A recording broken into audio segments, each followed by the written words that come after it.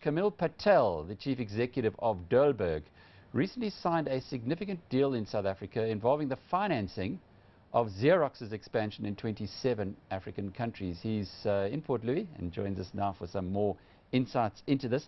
Xerox is a name, Kamil, that most people will recognize, the brand that has been around for decades now, the brand that launched, in fact, Steve Jobs and his whole Apple empire.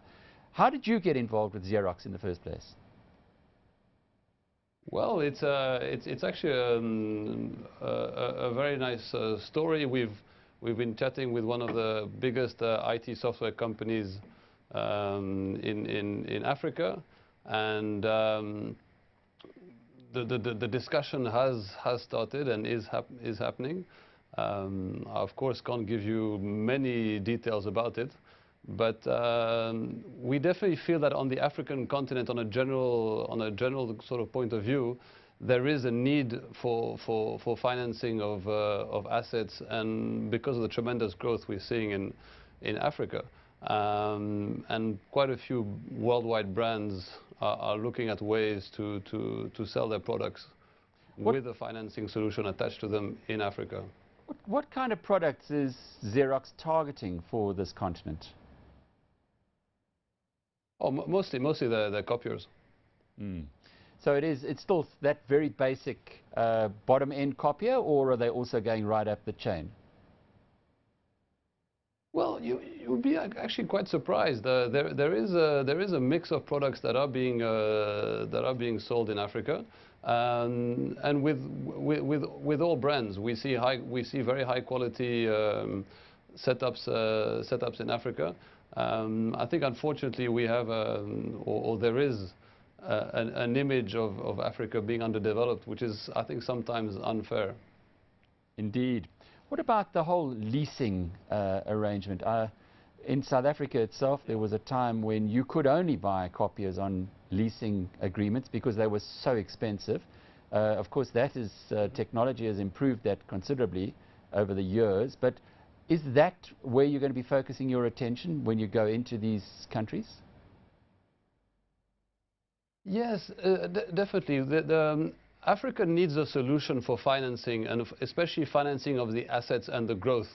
Dolberg is specialized in financing of corporates. So we've been working the first couple of years on finding a product that's ideal for Africa. And it seems that a rental product for these assets in Africa is perfect, because it's a truly off-balance sheet financing, first of all, which brings a lot of advantages, especially on the side of the speed and efficiency. We bring advantages also with the tax, where if you do a rental agreement, you have the depreciation doesn't stay on the books of the client, but is on the books of the renter, which can be very interesting for our clients.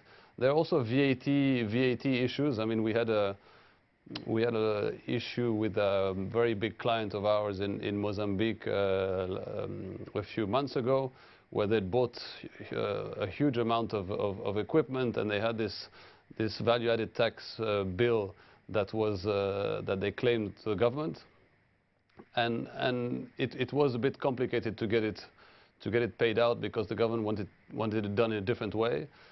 So if it is now done through a rental company, we now come in, take that burden, and we make sure that the government is settled. It's not the problem of the client anymore. And being based in Mauritius rather than on the African continent itself, well, you are part of Africa, but you're a little. There's a bit of ocean between you and the continental area. Is there any particular advantage to that? Yes, I think there's a few advantages in our field of the leasing. Leasing has existed for about 30 years in Mauritius. We're very high on the curve of the experience. We've got a very good workforce in Mauritius, and Mauritius is a fantastic platform to start to work from. The regulation and the double taxation agreements with the African continents make it interesting for us to work from here.